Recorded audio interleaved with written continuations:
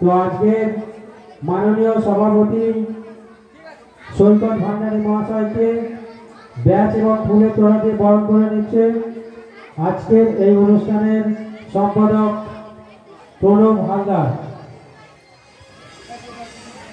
বাচ্চাদের কাছে একটু চাইব জোরদার করতালি। কোথায় হাততালি কোথায় রে?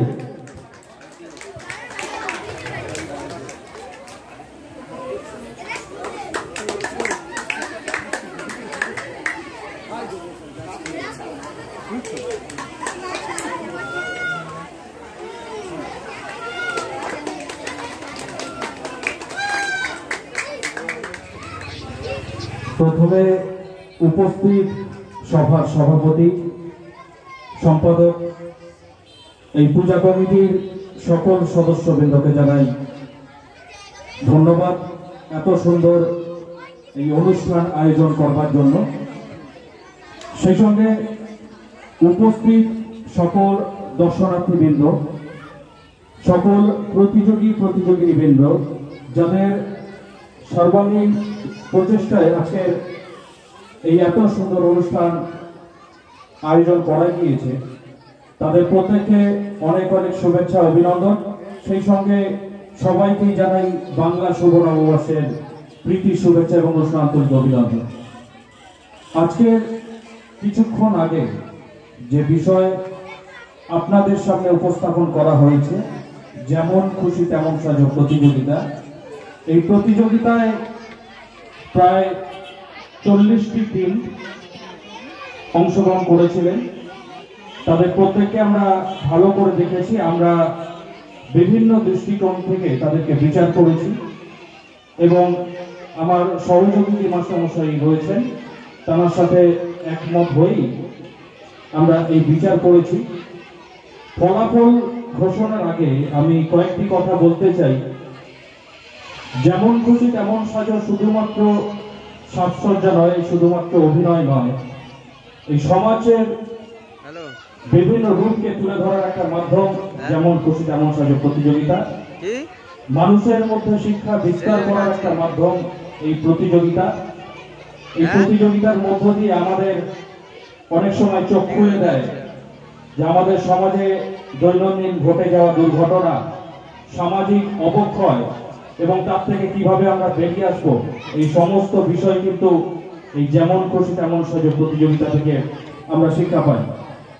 আমি গত কয়েক বছর ধরে এখানে আসছি এবং এখানে বিশেষত্ব যেটা বারবার বলবার, বিশেষ করে কমিটির যে সকল সদস্যবৃন্দ এই আয়োজন করেন তাদের উদ্দেশ্যে বলবার, প্রথমত এই অল্প পরিসর জায়গার মধ্যে এতজন প্রতিযোগিনী যারা রয়েছেন, যারা দলগত বা এককভাবে সেজেছেন, তাদের প্রত্যেককে সুন্দর করে তাদের অভিনয় ফুটিয়ে তোলবার ব্যবস্থা করে দেওয়া, এটা একটা বড় গুরুত্বপূর্ণ বিষয়, যার জন্য আমি কমিটির জন্য একটা হাততালি চেয়ে নেব।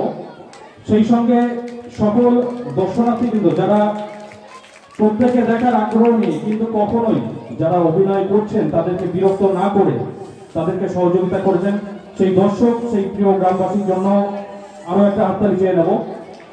এবারে প্রতিযোগিতার বিষয়ে আসছি, যেটা বলবার বিষয়। এখানে আলোচনা মানে কাউকে ছোট করা বা কাউকে তুলে ধরা নয়। আমি অনেকগুলো বিষয় দেখেছি, তার মধ্যে কয়েকটি বিষয় আলোচনা করছি। প্রথমে একটু সমালোচনা করছি, কেউ ভুলভাবে নেবেন না। আমি এখানে একটি বিষয় দেখেছিলাম, একটি বাচ্চা ছেলে বিদ্যাসাগরের চরিত্রে অভিনয় করছিলেন।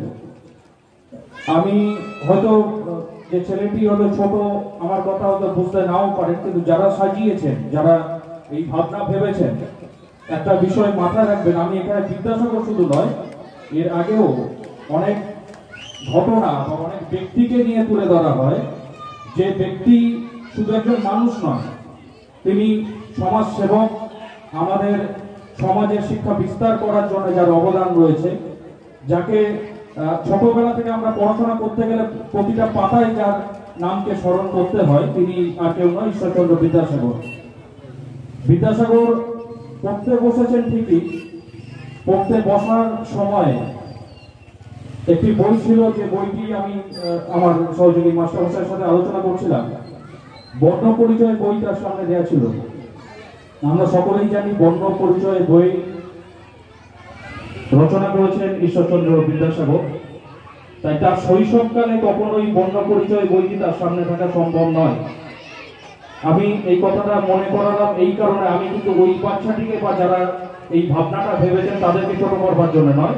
আমি বলতে চাইলাম, বিদ্যাসাগর হোক কিংবা রবীন্দ্রনাথ, স্বামীজি হোক কিংবা নেতাজি, আমরা যখন এই সমস্ত মনীষীদের নিয়ে অংশগ্রহণ করব, তাদেরকে ফুটিয়ে তোলার চেষ্টা করব, মাথায় রাখবেন সেটা কিন্তু যে বিচারক থাকবেন তার চোখে আগে পড়বে। প্রতিটা পাঠ একটু লক্ষ্য দিয়ে আপনারা সাজবেন। আগামী দিনের জন্য এটা বললাম আপনাদের কাছে। আবারও বলছি, তাকে কিন্তু আমি ছোট করতে চাইনি।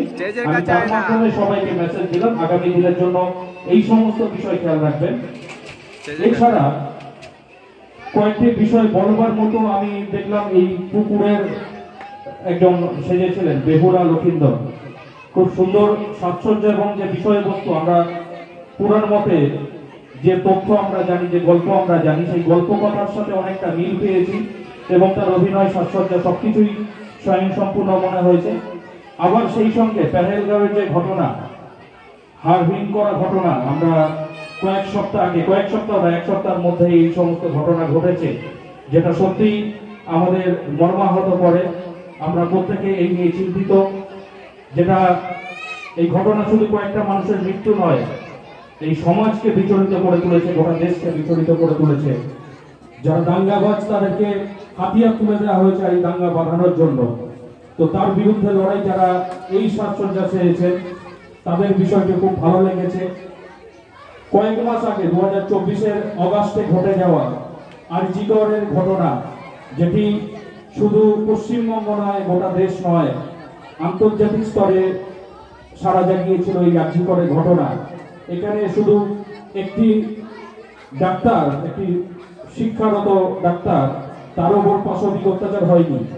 ওই মহিলার মাধ্যমে গোটা সমাজ, গোটা মহিলা জাতি, আমাদের শিক্ষা ব্যবস্থাকে তাকে ধূলিসাৎ করবার একটা প্রক্রিয়া দেখানো হয়েছে এই আর.জি. কর ঘটনার মধ্য দিয়ে। ফলে এই বিষয়টি আমাদেরকে নাড়া দিয়েছে। সেই সঙ্গে আরো যারা সেজেছিলেন প্রত্যেকেই ভালো, কেউ যে খারাপ এরকম নয়, কিন্তু তার মধ্যেও সূক্ষ্ম ফারাক রয়েছে। এক্ষেত্রে আমাদের বিভিন্নভাবে তাদেরকে বেছে নিতে হয়েছে। ফলে আমরা যাদেরকে বেছে নিয়েছি সেই ফলাফল ঘোষণা করব। আরেকটি কথা বলবার, গত কয়েক বছরের তুলনায় এই বছর প্রতিযোগী কম। কেন সেটা আমি বলতে পারবো না। স্থানীয় যারা দর্শক রয়েছেন, প্রতিবেশী রয়েছেন, যারা কমিটি মেম্বার রয়েছেন, তারা অবশ্যই এটা নিয়ে ভাববেন। কারণ ভালো লাগে এখানে এতজন প্রতিযোগী নিয়ে অংশগ্রহণ করেন। আপনাদের এই প্রয়াসকে কিন্তু শুধু এই রামচন্দ্রপুর গ্রামটা নয়, আরো অনেক দূরে আপনাদের এই প্রয়াসটা ছড়িয়ে পড়ে এই প্রতিযোগিতার মধ্য দিয়ে। ফলে মাথায় রাখবেন আগামী দিনে কিভাবে আরো বাড়ানো যায়, এই প্রতিযোগিতার রূপ সবার সামনে তুলে ধরা যায়, সেটা অবশ্যই চেষ্টা করবেন। আর উপস্থিত সকল দর্শনার্থীবৃন্দ যারা উপস্থিত হয়েছেন, এই প্রোগ্রামকে বিভিন্নভাবে সহযোগিতা করছেন, প্রত্যেককে অসংখ্য ধন্যবাদ। উপস্থিত যারা বয়োজ্যেষ্ঠ রয়েছেন প্রত্যেককে আমার প্রণাম জানাই, ছোটদের ভালোবাসা জানাই, সকলকে অসংখ্য ধন্যবাদ জানাই।